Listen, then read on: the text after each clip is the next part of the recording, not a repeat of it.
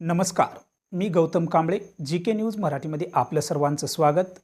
तुम्ही पाहत आहात मराठवाड्याच्या कुशीतलं जी के न्यूज मराठी. आता घेऊ विविध क्षेत्रातील राजकीय, सामाजिक, आर्थिक, कृषी आणि क्रीडा व तसेच शैक्षणिक विषयी घडामोडींचा आढावा. चला तर वळूया पुढील बातमीकडे.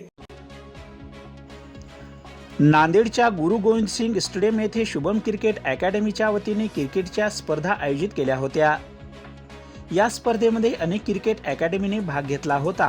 मात्र या क्रिकेट अकॅडमी स्पर्धेतील समर कॅम्प म्हणून शुभम क्रिकेट अकॅडमीतर्फे शिवराज पालेपॉड यांनी क्रिकेट खेळल्याने त्या क्रिकेट स्पर्धेत शुभम अकॅडमीने प्रथम क्रमांक पटकावला.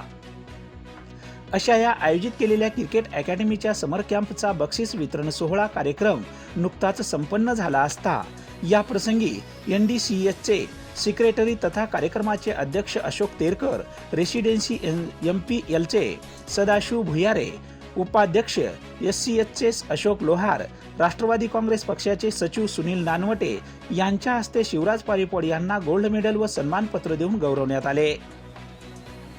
या प्रसंगी शुभम लोहार यांनी लहान मुलांना शुभेच्छा देत त्यांना मार्गदर्शन केले.